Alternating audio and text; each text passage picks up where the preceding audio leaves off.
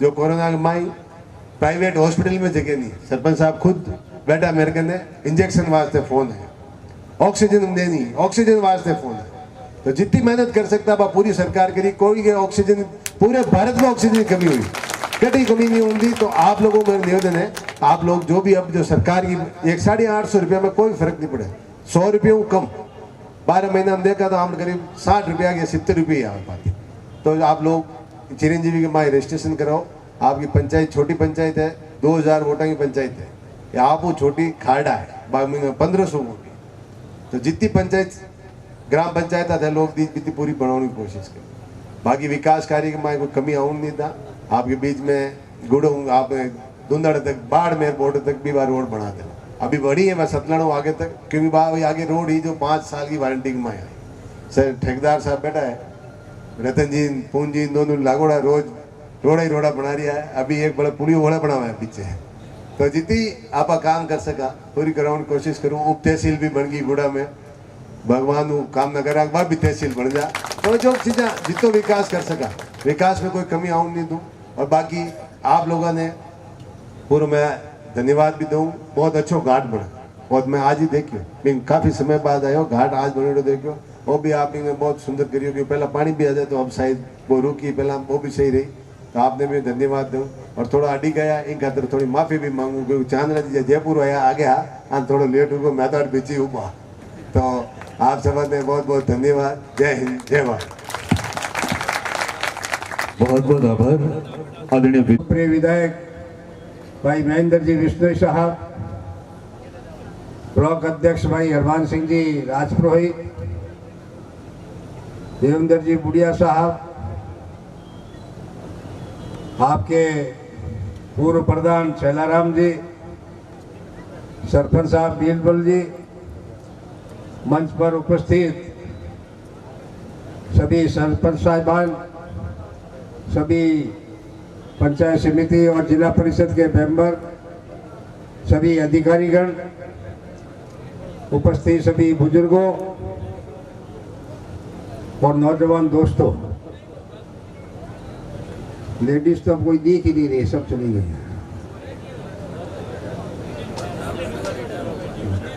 तो खाना खा रहे हैं, तो सबके खाना का टाइम हो गया है, अपने बीच में भाषणबाजी भी काफ़ी लंबी हो गई है। सबसे पहले मैं मेरी ओर से और आप सबकी ओर से अशोक जी चांदना साहब का हार्दिक स्वागत और अभिनंदन करता हूं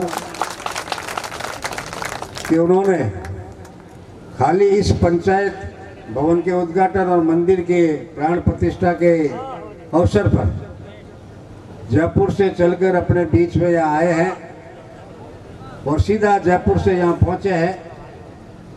इसके लिए मैं इनका हार्दिक आभार प्रकट करता हूँ, उनका स्वागत करता हूँ। और जो व्यक्ति जयपुर से चलकर यहाँ आया है तो कुछ न कुछ भावना जरूर होगी।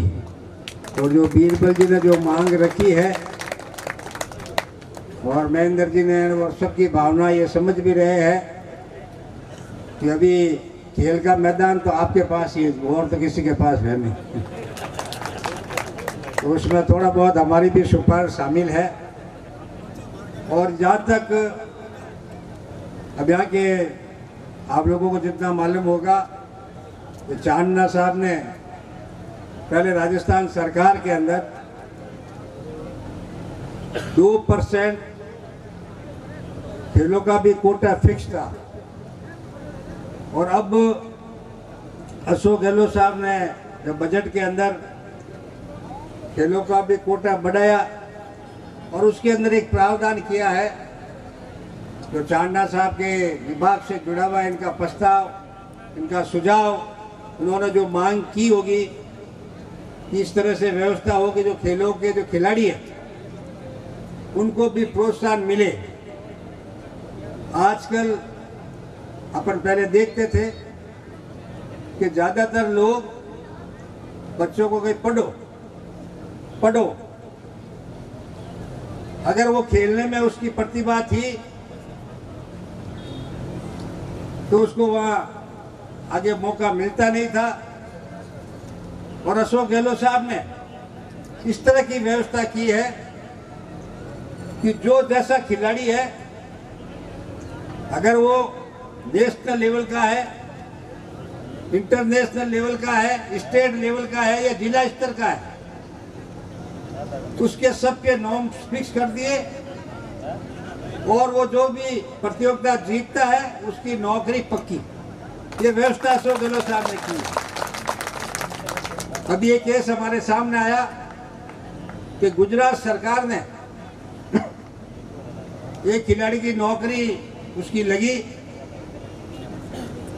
और वो खिलाड़ी राजस्थान का, जोधपुर का रहने वाला था, तो राजस्थान के अंदर नौकरी करना वो चाहती है, उसका परिवार जोधपुर में है, पर सरकार के अंदर, राजस्थान सरकार में जो पैसा गुजरात सरकार दे रही थी वो पैसा यहाँ पर कम था। तो अशोक गहलोत साहब से सभी लोगों ने डिमांड की और जो गुजरात सरकार पैसा दे रही है वो पैसा राजस्थान सरकार देगी। अब एक परिवार वहाँ गुजरात जाके नौकरी करके और कमाना, खाना पीना, रहना करना बहुत मुश्किल होता है। तो अशोक गहलोत साहब की तरफ से, अशोक चांदना साहब की जो विभाग है वो निरंतर खेलों को बढ़ावा देने के लिए और गांवों के अंदर जो अभी सभी लोगों की डिमांड है, तो जो खेल की प्रतिभा है जो गांवों में है, अब आप लोगों को मालूम होगा कि आपके क्षेत्र का बच्चा आज आईपीएल के अंदर रवि विष्णु इनाम कमा रहा है। 4 करोड़ रुपए उसको इस खेल के अंदर मिल रहे हैं। तो उसने अपने खेल की प्रतिभा को आगे बढ़ाया, घर वालों ने भी प्रोत्साहन दिया, समाज ने भी दिया होगा, यार दोस्तों ने भी दिया होगा, कोच ने भी दिया। तो अशोक गहलोत साहब की सरकार और चांदना साहब ये तभी चाहते हैं कि खेलों के अंदर जो अपनी प्रतिभाएं गांवों के अंदर है वो पीछे नहीं रहे और अपने बच्चे भी आगे बढ़े। जिस तरह से हरियाणा के अंदर जो आज खेलों का नाम है, उसी तरह अपने यहाँ के भी हो। यहाँ पर मेरे से पूर्व वक्ताओं ने काफी बातें कही है, सरपंच साहब ने तो पूरा सभी चीजें यहाँ, जिनका इतना ही कोई बाकी रहा होगा, कोई घर पे खाना पहुंचाने की बात कोई छुट्टी होगी, बाकी तो आगे मौका लगता है वो भी कह देते।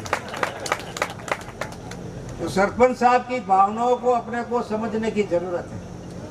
ये काम करना चाहते हैं, आपकी सेवा करना चाहते हैं और इसको महेंद्र जी और सभी साथी, हरमान सिंह जी, अब हमारे पास तो पशुपालन विकास बोर्ड है और हमारे बोर्ड में कोई भी सरपंच साहब और प्रधान साहब को भी कहूँगा कि कोई हमारे लायक कोई प्रस्ताव, कोई ओन, कोई करने की जरूरत है, हमारी कलम भी पीछे नहीं रहेगी, आप लोग विश्वास करें। और इस मौके पर हम सबको यहाँ बुलाया, जो मान सम्मान दिया, उसके लिए मैं आप सभी का हृदय से आभार प्रकट करता हूँ कि काफ़ी समय हो चुका है। बहुत बहुत धन्यवाद। जय हिंद। बहुत बहुत आभार आदरणीय सोलंकी साहब। दानदाताओं की कड़ी में भेंट किए जाते हैं। धन्यवाद सर। बहुत बहुत आभार जाकर साहब आपका भी। और अब कार्यक्रम के अंत में आपकी जोरदार तालियों के बीच मैं माइक्रोफोन पर आमंत्रित करना चाहूंगा एक ऐसी शख्सियत को जो फकीरी मिजाज रखते हैं, अपने ठोकरों में ताज रखते हैं, जो फकीरी मिजाज रखते हैं, अपने ठोकरों में ताज रखते हैं, जिन्हें कल की जरा भी फिक्र नहीं, वो अपनी मुट्ठी में आज रखते हैं, वो अपनी मुट्ठी में आज रखते हैं। जी हाँ साथियों, आपकी जोरदार तालियों के बीच माइक्रोफोन पर आमंत्रित करना चाहूंगा युवा एवं खेल मंत्रालय राजस्थान सरकार से हमारे बीच में शरीक हुए आदरणीय अशोक जी चांदना से मेरा निवेदन रहेगा कि मेहरबानी करके माइक्रोफोन के माध्यम से यहाँ पर मौजूद तमाम जनाधार को लाभान्वित करावें। आदरणीय अशोक जी चांदना साहब। तो एक जोर का जयकारा लगाएं, क्योंकि आज भक्ति की वजह से अपन सब यहाँ इकट्ठे हुए हैं। कहीं ना कहीं हमारे दिल में भक्ति है, उसी वजह से इकट्ठे हुए हैं, वरना संभव नहीं था कि इतने लोग एक जगह पर एकत्रित हो जाते। जय बोलो कमलेश्वर जी महाराज महादेव की। साथियों, मंच पर विराजमान राजेंद्र सोलंकी जी क्षेत्र के विधायक, और मैं देख रहा था इतने उद्घाटन हो रहे हैं, पंचायत भवन के उद्घाटन, सड़कों के उद्घाटन। अभी जिस सड़क से हम आ रहे थे वो भी पूर्व में बहुत छोटी सड़क थी, इसी कार्यकाल में इतनी बड़ी हुई है। पहले तो मेरे को यही गलतफहमी हो रही थी कि मैं सबसे ज्यादा काम करा रहा हूँ इलाके में, लेकिन आज महेंद्र जी के इलाके में आने के बाद मुझे ऐसा लगा कि नहीं, ऐसा नहीं है। कुछ और विधायक भी मेरे से आगे चल रहे हैं, अभी और करने की जरूरत है। ऐसे आपके लाडले विधायक भाई महेंद्र जी, प्रधान साहब हनुमान सिंह जी, देवेंद्र भूरिया साहब, जोगाराम जी भूरिया साहब, पूर्व प्रधान सारण साहब, समस्त मंचासीन अतिथिगण और आपके इस देंगाना पंचायत के लाडले कर्मठ जुनूनी, जिस आदमी ने अपने खून के कतरे की बात कह दी उसके बाद में कुछ नहीं बचता, ऐसे जुनूनी सरपंच भाई बीरबल जी और इस पंडाल में आए हुए सभी धर्म के रक्षक और इस कार्यक्रम के सभी साथियों, मैं खुद भी महादेव जी का एक बहुत बड़ा भक्त हूं। तो जब महादेव जी का मंदिर बनता है तो भक्ति में शक्ति तो होती है, अपने आप खींच के ले आती है। सोलंकी साहब कह रहे थे कि चांदना जी आए तो कोई तो बात है, तो महादेव जी के मंदिर के लिए भाई विधायक जी का फोन आया कि मंदिर का नवनिर्माण है और आपको आना है। मैंने कहा महेंद्र जी ने अपने को पहली बार बुलाया तो अपने को चलना पड़ेगा। अगले दिन सरपंच साहब पहुंच गए कि आपको आना है। मैंने कहा आपके एमएलए साहब का पहले ही फोन आया, आपने डीजल क्यों जलाया? मैंने उसलिए कहा क्योंकि डीजल भी 100 रुपये पार हो गया, तो मेरे को उनकी चिंता हो, और इसकी कोई गारंटी नहीं दे सकता कि 150 नहीं जाएगा, उसकी भी मुझे चिंता। तो मैंने उनको कहा कि आपने क्यों डीजल जलाया, इतनी दूर आए, लेकिन मेरे एमएलए साहब से बात हो गई और मैं जरूर आऊंगा। साथियों, धर्म की स्थापना अगर पिछले हजारों साल में सबसे ज्यादा कभी जरूरी थी तो वो आज है। क्यों? कि कहीं ना कहीं सामाजिक व्यवस्था, धार्मिक व्यवस्था चरमरा रही है। ऐसा पिछले 1500 साल के रिकॉर्ड में कभी भी नहीं हुआ। वो सारी बातें तो मैं नहीं कहूंगा, लेकिन आप ही लोगों की तरह मैं भी आपकी तरह इस समाज से बना हूं, छोटे से बड़ा हुआ हूं, और कई चीजें जो हमारे बड़े बुजुर्गों ने सिखाई, आज उन नियमों में आने वाली पीढ़ियां थोड़ी सी उन नियमों से भटक रही। तो फिर से उन पीढ़ियों को उन्हीं रास्तों पर लाने के लिए जो हमारे बाप दादा परदादा हजारों साल से समाज बनाकर गए, उस व्यवस्था को फिर से सुदृढ़ करने के लिए, जहां मानवता थी, इंसानियत थी, भाईचारा था, बड़े छोटे की शर्म थी। एक समय हमारा समाज ऐसा होता था कि घर में बुजुर्ग आदमी घर के बाहर खड़ा बैठ जाता था मुड्डा लगा के, तो बच्चों की हिम्मत नहीं होती थी बाहर जाने कि बाबा पूछेंगे कि कहां जा रहा है तो क्या जवाब दूंगा। चाहे 4 ही घंटे बैठे रहते तो 4 घंटे किसी की हिम्मत नहीं, ना तो बाहर चला जाए, न बच्चा न महिला, और न कोई अंदर आता। तो मान सम्मान और भाईचारे और प्रेम और प्यार का प्रतीक हमारा समाज होता था। कभी जातियों में, धर्म में इतना बटा हुआ नहीं था हमारा समाज। अपन तो सब सनातन धर्म के लोग, सनातन में तो सभी बराबर है, इंसान के बराबर ही पशु पक्षी हैं, पेड़ पहाड़ झरने जीव जंतु भी, कीड़े मकोड़े भी अपने बराबर। ये हमारा धर्म कहता है। कोई नदी भी बह रही है तो नदी का भी नाम रखते थे, ये गंगा है, ये जमुना है, ये सरस्वती है, ये खारी नदी है, ये मान लो लूणी नदी है, नर्मदा है। तो सनातन धर्म में तो नदियों के भी नाम होते थे। क्यों होते थे? क्योंकि उन्होंने नदियों को मृत नहीं माना, उसको जीवित माना। पहले घरों में गाय भैंस होती थी, उनका भी नाम होता था, आजकल कोई नहीं रखता। आजकल तो दूध निकालने से मतलब रखते हैं कि कितना देरी है, कितना खारी, जिसका हिसाब निकाल लो। अगर हिसाब में पड़ता है तो पूंछ काट के छोड़ दो इसको बाहर। पड़ता आ रहा है तो जिसको रखते हैं। गाय का नाम होता था गायत्री, गोमती, नाम से बुलाते थे, गाय आ जाती थी। वो हमारी संस्कृति थी। वहां पर उसको भी बराबर, अपने बच्चे का भी तो नाम रखते हैं, तो गाय का भी नाम रखते थे। तो वो हमारी संस्कृति थी। यदि अगर आज के जमाने में सही मायने में इन धार्मिक स्थलों की, इन शक्तिपीठ की जरूरत है तो आज से पहले उतनी कभी जरूरत नहीं थी। तो मैं इस समस्त गांव के लोगों को, सरपंच साहब को, आपकी पूरी टीम को, आपकी निष्ठा को, दानदाता तो दुनिया में बहुत है, लेकिन पैसा कोई यूं नहीं लगाना चाहता कि यार कोई खा जाएगा हमारा पैसा, उसका गलत इस्तेमाल हो जाएगा। लेकिन आपकी पैठ थी कि हजारों दानदाताओं ने आपके इस यहाँ पर मंदिर बनाया।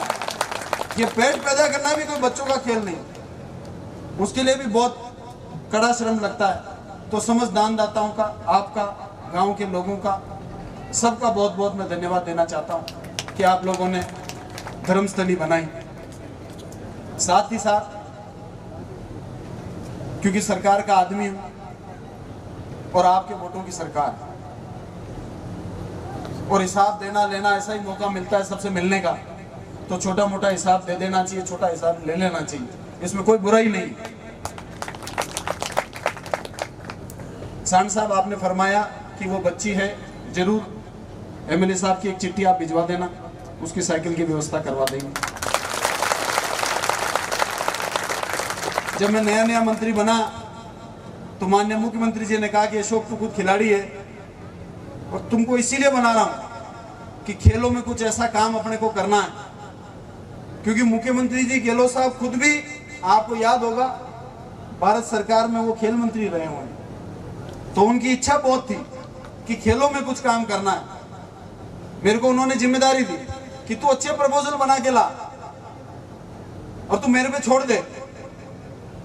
क्या होता है कि कई जगह हम नई उम्र के लड़के हैं, हमारे को उतना पता नहीं रहता, हम भी अभी सीख रहे हैं, हम स्टूडेंट हैं अभी, राजनीति, पॉलिटिकल राजनीति, इलेक्ट्रल राजनीति के तो हैं ही हैं, और इस सिस्टम के भी स्टूडेंट, काम कैसे कराया जाता है, फाइल कितनी टेबल पर जाती है, कौन सी टेबल पर समय क्यों लगता है, किसकी क्या वजह, हम अभी सीख रहे हैं, हम स्टूडेंट हैं। तो कई बार बदलाव लाने के अंदर जब हमको झुंझुलाहट होती थी कि ये काम इतना लेट क्यों हो रहा है साहब, ये तो गलत बात, तो मुझे वो बुला के, तू कोई बात है तो सीधा मेरे पास आके बता दिया। खेलों के मामले में राजस्थान सरकार में कोई कमी नहीं रहेगी, तू इनसे माथाफोड़ी मत किया। और उसके तहत 2% आरक्षण खिलाड़ियों के लिए पहले भी था, लेकिन उसमें इंडियन टीम में खेलने वाले खिलाड़ियों के लिए और मेडलिस्ट के लिए आरक्षण था। पहली बार गहलोत साहब ने राजस्थान की टीम में खेलने वाले खिलाड़ियों का राजस्थान में आरक्षण किया कि जो राजस्थान की जर्सी पहनेगा वो 2% कोई भी नौकरियां निकलेगी आरपीएससी के अलावा सिलेक्शन बोर्ड की, उसमें राजस्थान का बच्चा या बच्ची जो खिलाड़ी है और जो राजस्थान का नाम रोशन करता है उसका अधिकार बनता है। और आज उसका परिणाम यह है कि पूर्व में 2% आरक्षण का कभी भी आधा % आरक्षण भी पूरा ही नहीं हुआ, अप्लाई नहीं कर पाते थे, उस ग्रेड में आ ही नहीं पाते थे, और आज 2% से भी बाहर निकल रहा है। 2% पूरा भरा जा रहा है राजस्थान में कोटा। कम से कम 400-500 खिलाड़ी हैं जो 2% से राजस्थान सरकार में इस कार्यकाल के अंदर 500 बच्चे सरकारी नौकरी लग गए। एक पूर्व में नियम बना रखा था, आउट ऑफ टर्न में आज तक जब से आउट ऑफ टर्न बनी एक भी खिलाड़ी की नौकरी राजस्थान सरकार में नहीं बनी। जब मैंने वो फाइल देखी तो मैंने चर्चा करी कि ये कागज का पुलिंदा आपने क्यों खराब किया। अगर इस कागज से किसी राजस्थान के खिलाड़ी को फायदा नहीं मिल रहा है तो इस कागज की कोई जरूरत नहीं। और जब अमेंडमेंट की बात करी सोलंकी साहब, तो सारी चर्चा होने के बाद में हमने कहा हाँ करना है। एक दो अधिकारी हंसने लग गए।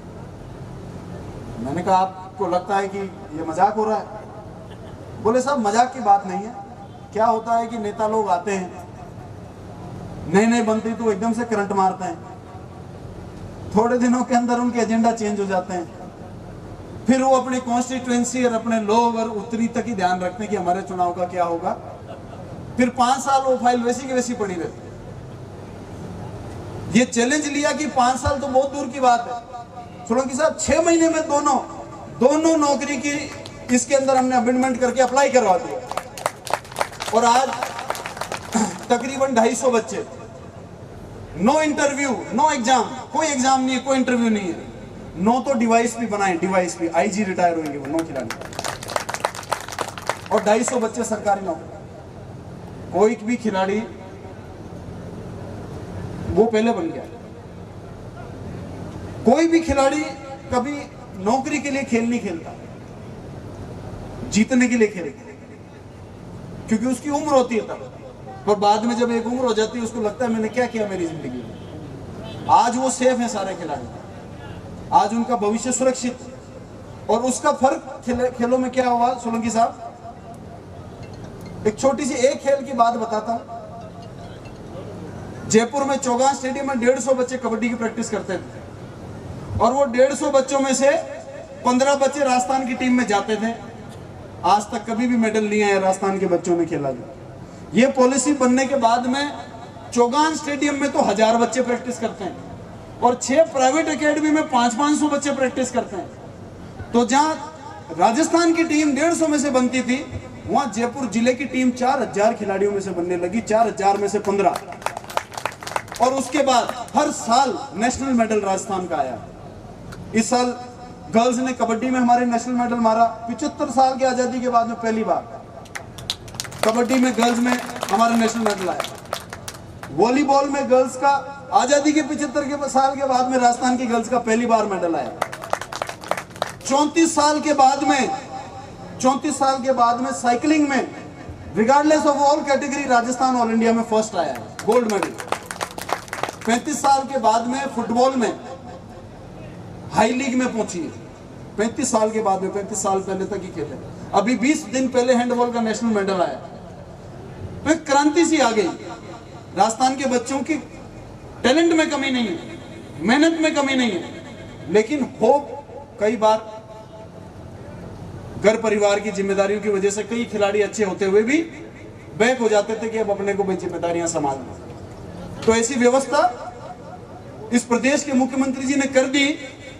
ओलंपिक और इन खेलों में जीतने में पहले गोल्ड मेडल पे 50 लाख का इनाम था, आज उसको बढ़ाकर 3 करोड़ रुपए कर दिया। सिल्वर मेडल पर 30 लाख रुपए का इनाम था, उसको बढ़ाकर 2 करोड़ कर दिया। ब्रॉन्ज मेडल पर 20 लाख का इनाम था, उसको बढ़ाकर 1 करोड़ रुपए कर दिया। पहले खिलाड़ी मेडलिस्ट के पैसे के लिए घूमते रहते थे कई महीने, फिर कोई आ गया तो आ गया। वो लैंड हुए फ्लाइट से सोलंकी साहब जयपुर में, वो खेलकर मेडल जीतकर जयपुर में लैंड हुए, उससे पहले उनके अकाउंट में पैसा चला गया। ऐसी व्यवस्था अशोक गहलोत जी ने सरकार में की। अब वो एक अलग विषय है कि काम के कितने वोट हैं, वो एक अलग विषय, वो अपन कह नहीं सकते। लेकिन काम के अंदर इस बार आप बोले जाओ और काम लिए जाओ, काम में कोई कमी नहीं है।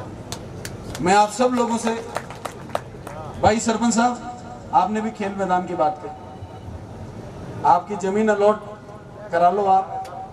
अब मुझे पता लग गया कि आपने एमएलए साहब से फोन क्यों कराया, भागे क्यों आए, डीजल क्यों जलाए। पहले मैं ये सोच रहा था कि यार लूनी अपने को कोई जानता नहीं, अपन किसी को जानते नहीं। मुझे हाँ, ये तो हमारे मित्र हैं, जिगरी मित्र हैं। हाँ, तो और कार्यक्रम तो 1000 हुए होंगे, वहां तो किसी ने नहीं बुलाया। एमएलए साहब भी कह रहे आना पड़ेगा, सरपंच साहब गाड़ी लेके इतनी दूर से भागे आ रहे, कुछ तो सरपंच साहब के दिमाग में है। हाँ, पर इतना बड़ा प्लान है वो मेरे को पता नहीं था। तो आज उन्होंने मांग कर दी, एमएलए साहब ने मांग कर दी, सोलंकी साहब ने सील लगा दी। जब मेरी हिम्मत है कि उसको मना करने की, अब नहीं। तो तो सरपंच साहब आप जमीन अलॉट करा लो, जमीन अलॉट कराकर एमएलए साहब और हम दोनों भाई बैठ जाएंगे।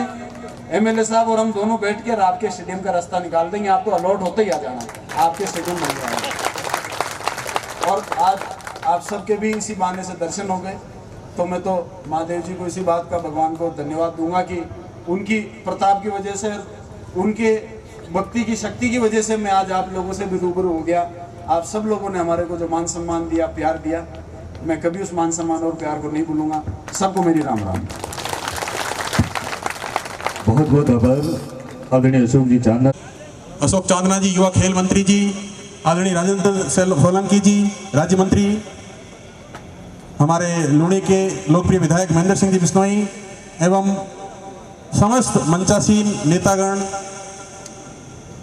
ग्राम पंचायत ढिंगराना के 5 गांवों के सभी भक्तजन एवं आसपास के गांवों से पधारे हुए समस्त भक्तजनों का ग्राम पंचायत ढिंगराना की तरफ से हार्दिक आभार और धन्यवाद ज्ञापित करते हुए मुझे खुशी का अनुभव हो रहा है कि आप सब अपना अमूल्य समय निकालकर हमारे बीच पधारे और इस कार्यक्रम को भव्य और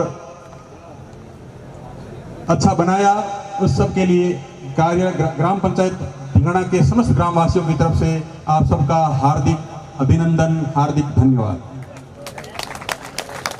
आपसे निवेदन रहेगा कि जिन महानुभावों ने अभी प्रसाद ग्रहण नहीं किया है वो प्रसाद ग्रहण